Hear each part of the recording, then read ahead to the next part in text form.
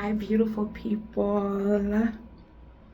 On this beautiful, gorgeous Sunday. I'm gonna be honest with y'all. Y'all been being selfish this whole month, and it feels so good. Like I just been being selfish, and it just feels so good. I've been getting a lot of me time, and I'm so thankful. I love it. So a part of my me time is having a few hours to read a book. And I stumbled upon this book called Loving a Girl Like Me. It's a love story.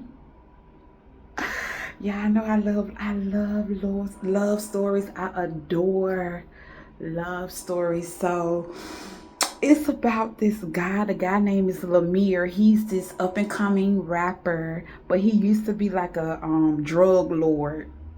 So he's this up and coming rapper, and it's this girl named Amy. I want to say her name correctly. Amy or something like that. She's this up and coming journalist, and so I want to pause for a second, y'all. And I want to talk about destiny. When you're destined to meet someone, like when everything is in alignment and you're destined to meet someone, you're gonna bump heads. You could be in the store, it can be online. If you're destined to meet someone, you're gonna bump heads. So they met each other at this party that these celebrities they were having. And like I said, she was an up and coming journalist, and he was an ex drug lord trying to be a rapper, and they met each other at this party. And at first she really wasn't into him because she thought he was just like a womanizer. He was just, because women would flock to him. He was very attractive. He was dark skinned, like 6'1", voluptuous lips, beautiful skin, pretty teeth. And so women would flock to him. He didn't have to chase women. Women chased him. But for some reason, baby, he wanted what's the girl name? I'm gonna say Amy. He wanted Amy. And Amy was kind of like standoffish from him. Like she really didn't want him because she had just got out of a bad relationship. She was really in love with the man, and the man had did her wrong. So she really didn't want the man. So he found out from his manager that she was a journalist.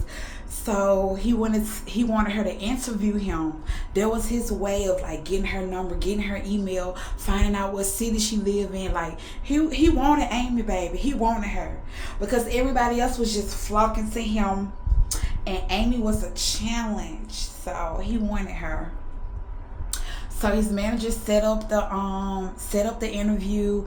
In the interview, she was asking him about himself, asking him about his past life, and whether or not he had kids, and who he put first, what was his main goals, like what did he want out of life, like did he invest in anything. Like she was just getting all the tea on him because she was gonna put it in a magazine.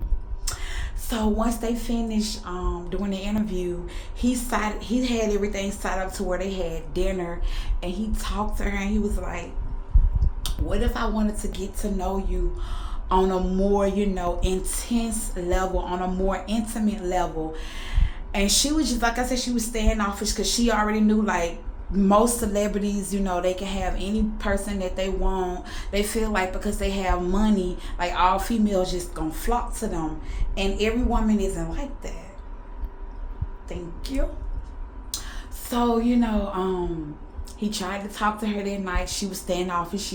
She turned him down. So she was just going on about her life.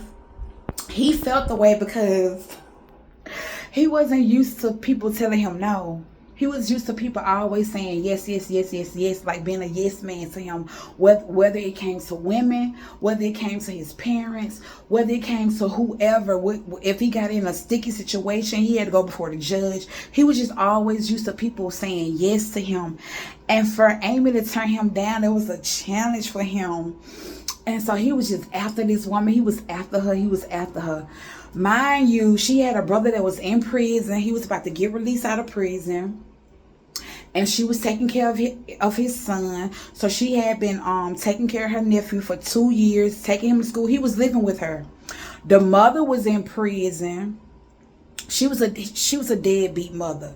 Some men are deadbeat men, and some women are deadbeat mothers. And she was a deadbeat mother. She didn't even care about the child. Y'all, when she got released out of prison, don't you know she went to the woman and gave the woman an ultimatum, told her either she give her $10,000 or she was going to try to take her son away from her, talking about she still had motherly rights and all this and that. Just craziness. The woman was just all about the money. She didn't care about the child.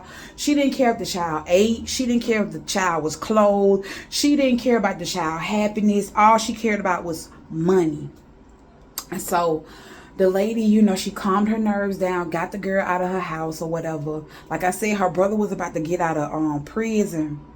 And so in the midst of her brother about to get out of prison, she ended up, her best friend talked her into going on a date with Lemire. She went on a date with him. He was nice. She thought he was going to be stuck up and arrogant and just self-centered. But, you know, he showed his true nature with her. And she liked him or whatever. Her best friend convinced her to go on a date with him. And, you know, some time had passed. They made sure they FaceTime each other all the time. They made sure they stayed in contact with each other. He flew her to his city. He flew her out first class to her city. And the first time he flew her out, she had to bring her nephew with her. So her best friend, who was actually in love with her brother, her best friend, he flew out her best friend, and then her brother's son, her nephew, he flew them out.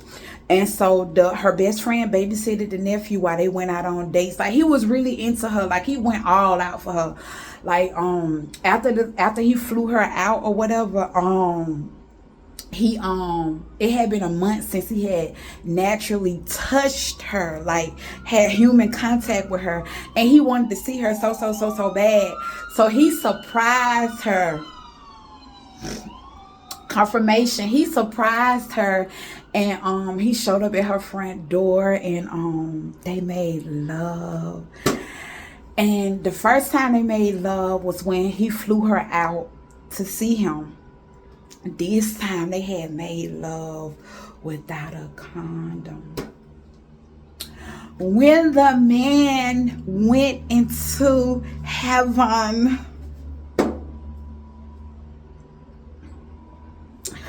when the woman let the man dive into her heaven, the man told her, he said, I'm not gonna be comfortable with you being, you know, having, because, you know, she was a journalist. He was like, I'm not going to be comfortable with you interviewing other rappers because I know how they get down, and you're a beautiful woman. You're gorgeous. Naturally, you're gorgeous. So I'm telling you now, I'm going to be jealous of you. This is what he was telling the girl when he went inside of heaven.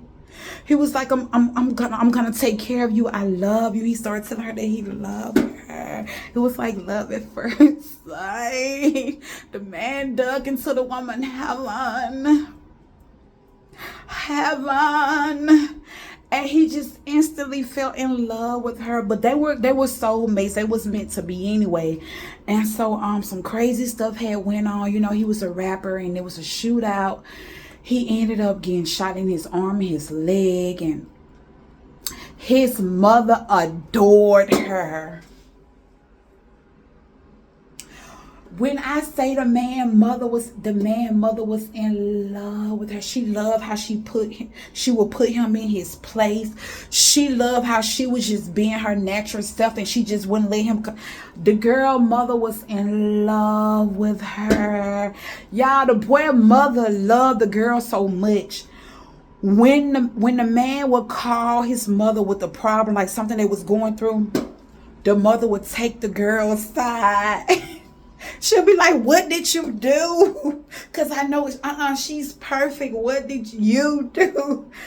It's a beautiful book, y'all. If y'all want to hear something about love and show you how two different people in two different worlds became one. If you're interested in union and love and marriage and family and to death do us part. If you're interested in that, read this book. Read this book. I promise you, you're gonna love it. So I hope you guys enjoy your Sunday. Smile, find something to smile about, find something to be happy about. I just finished doing my toes. I'm gonna upload the video for you guys soon. I just finished doing my toes, and just love on yourself. And you know, I already feel pretty because of my haircut. So enjoy your day, guys.